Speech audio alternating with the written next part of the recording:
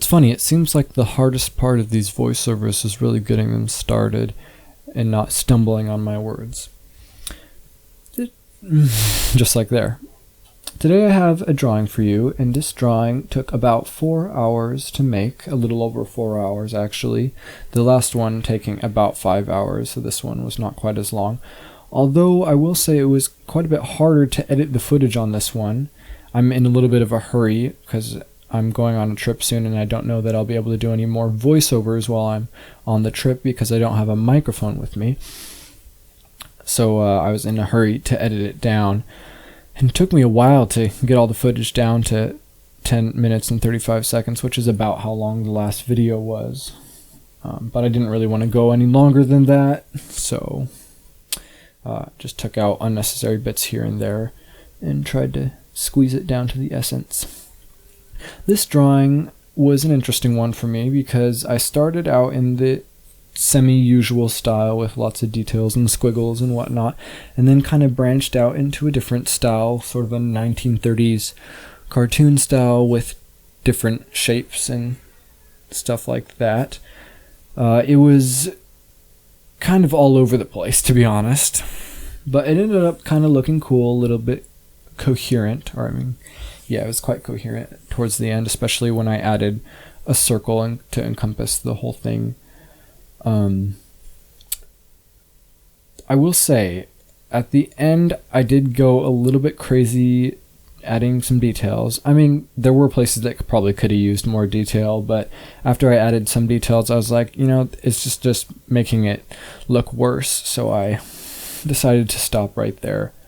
Another thing is, when you add details or make a mistake, don't always try to cover it up, because I learned in this drawing that when you try to cover something up, sometimes it makes it worse. So I'm still kind of learning the balance of details and when to stop perfecting something, because there's a certain point when it looks good, and then there's a certain point where you cross that boundary and it just looks a little messy or overcomplicated.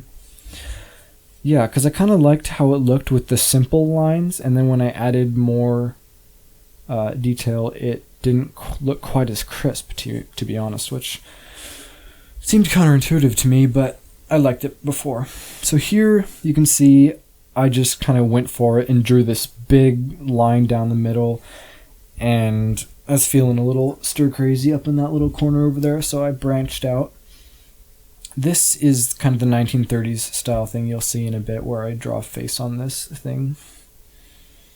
I didn't really know where this was going at first, but it ended up kind of being this sort of, template for a game, I should say, or like a poster for some strange sport or something that all these weird creatures are competing in. It has to do with a ball. And you'll see I get to that eventually, because I didn't know what was going to happen in here. But then I was like, oh, it looks kind of like they're running after something or competing in something or something like that. And so I kept adding details just like that. Yeah, so I'm in a hurry today because I'm about to go on a huge trip, waking up at like 2 a.m. or something like that. Maybe a little after 2 a.m.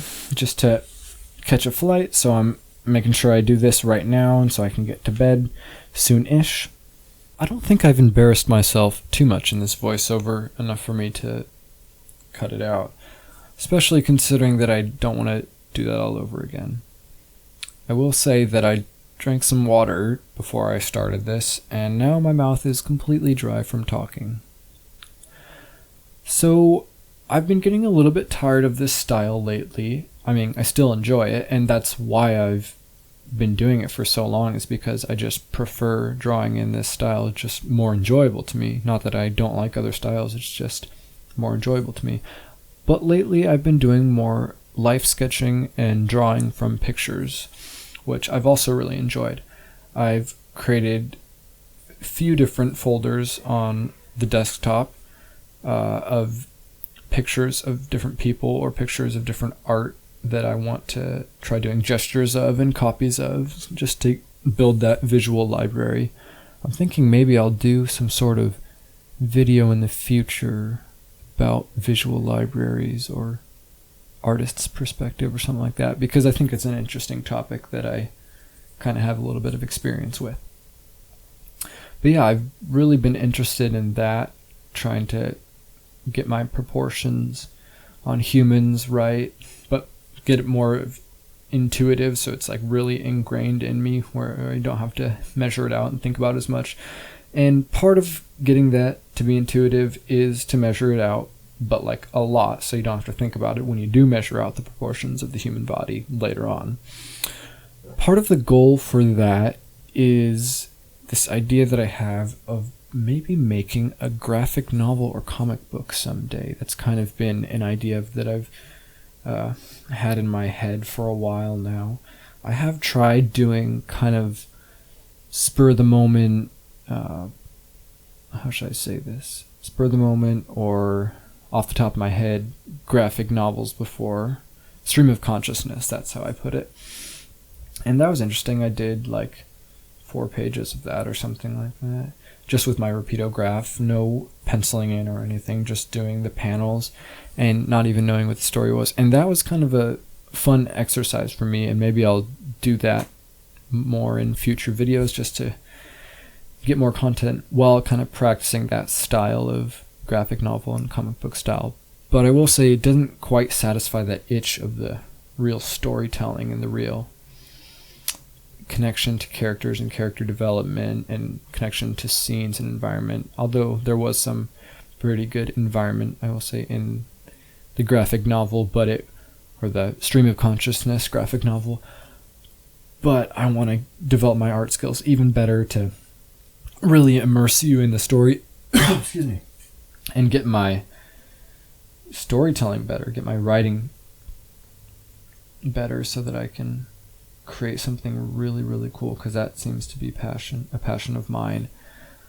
I've been inspired by different manga and graphic novels.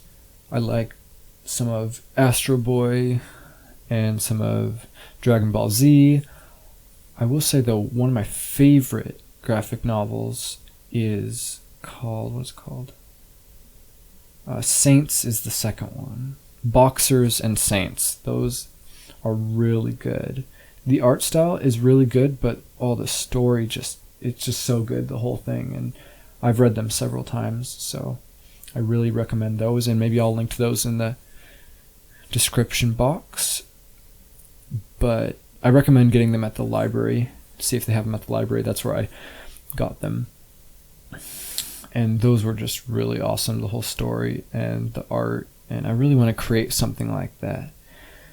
And I'm not sure exactly what style I would do it in, like if I want to digitally color it or if I want to do watercolor. I don't have really a lot of experience with watercolor, but I just think that would look so cool. And I have a tiny bit of experience doing digital work with Gimp and Inkscape, which are both free programs, which I can link in the description as well for you guys to check out, because I found those to be really cool. I've created a few signature logos just for my name, and then some cool digital art pieces with those, usually where I take the art piece that I drew and then scan it into the computer, and then I'll color it in Gimp, which ends up looking really cool.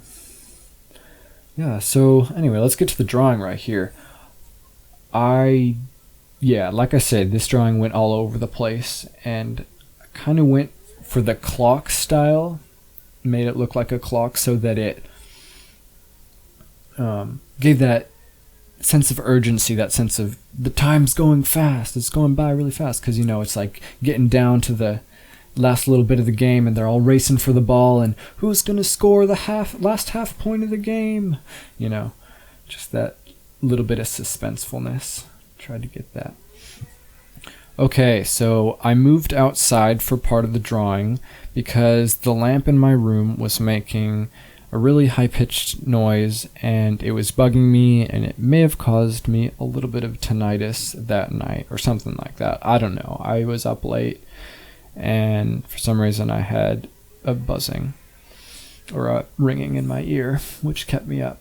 So yeah, as you can see, I added a lot more details to the drawing. The head on the left, I'm adding those weird lines down the side, which, you know, it's just preference, but I didn't like them. That's my preference, that they would not be there. The part where I really messed it up, though, was when I was like adding, here, lines to the teeth.